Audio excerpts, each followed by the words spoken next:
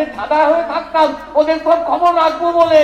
এই অফিসার, ভুলে যাস না তোর ক্ষেত্রে জানি কথা বলছিস।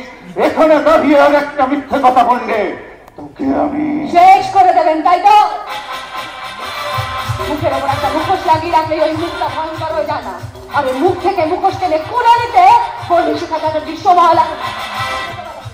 ছোটবেলা থেকে ঠিক করেছিলাম বড় হয়ে এমন কিছু একটা করতে হবে যাতে করে ওই গরিব অসহায় মানুষগুলোর পাশে দাঁড়াতে পারে। তোদের মতো রক্তলোভী পিশাচগুলো যারা ওই মানুষগুলোর রক্ত রোটি একটু একটু করে পান করে চলেছে, তাদেরকে চিপড়ে করে আস্থা করে চলে গেছে। তারা যাতে হকের ধন ফেরত পায়, তোদের অত্যাচারে জর্জরিত হয়ে তারা যাতে ভিক্ষার ঝুড়ি হাতে না পেরে তার ব্যবস্থা করতে পারে।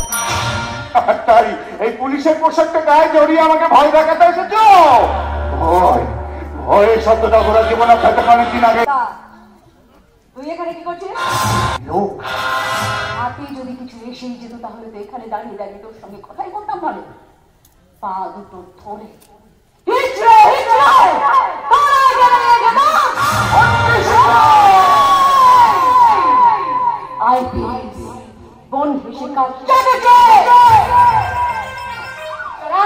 বাড়ি তোদের সবার জন্য করবে ভারী, তাই বলে কাল তাড়াতাড়ি কোথায় রেখেছিস বেআইনি মাল? আমি আমার কাজটা সারি।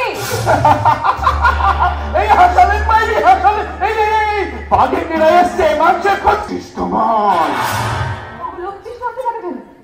উচ্ছিষ্ট তো তোদের মতো মানুষ রূপী কৃতগুলো যারা এই পৃথিবীর বুকে জন্মে এই শস্য শ্যামল ভূমিটাকে একটা নোংরা অতর ঘরে পরিণত করেছিস।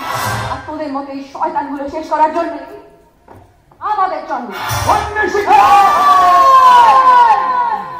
গলার আওয়াজ না কথা বল। এখনই যদি গলার আওয়াজ এতটা তুলিস তাহলে মার খাওয়ার পরে কি করবে?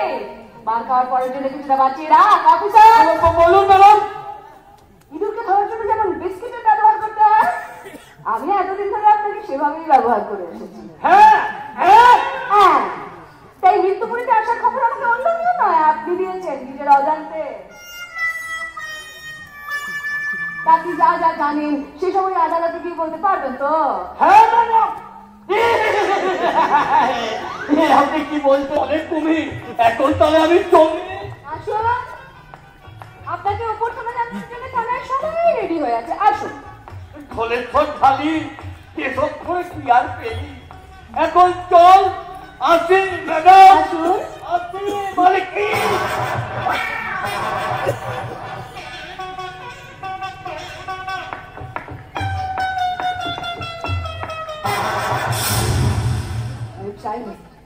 আমি চাইলেই এখনই তোর ওই মুখোশটা একদম মুখ থেকে টেনে খুলে নিতে পারি, কিন্তু না,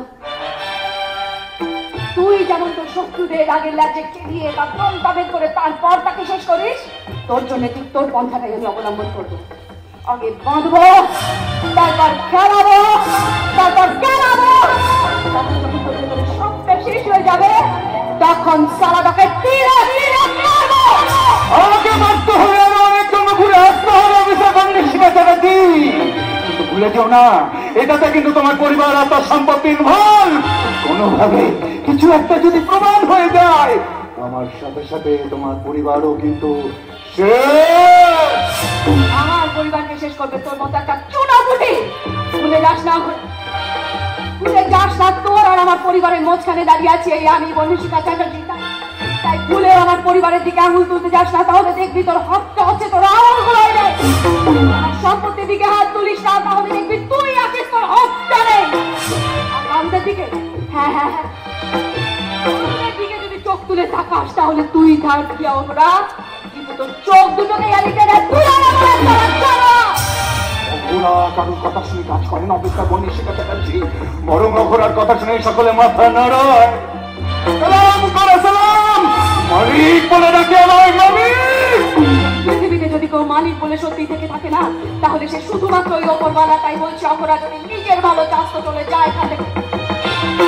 এই রাঙামাটি আমার মায়ের সময়, এর গায়ে আর একটা আঁচড় তোকে কাটতে দেবো না আমি। তাই বলছি চলে যা, না হলে এমন মৃত্যু তোকে দেবো না আমি পরবর্তী প্রজন্মের শয়তানরা এই পৃথিবীর বুকে জন্মানোর আগে ভয়ে কেঁপে উঠবে। তাই বলছি চলে যা, চলে যা, চলে যা।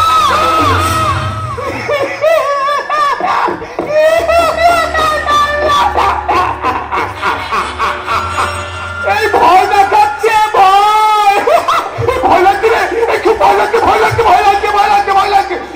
নচয় কি হবে শুনে? একটা কথার ফুল কি উড়ে শুকনো ঘাসে পড়বে কবে? সারা শহর উথাল পাতাল ভীষণ লেগে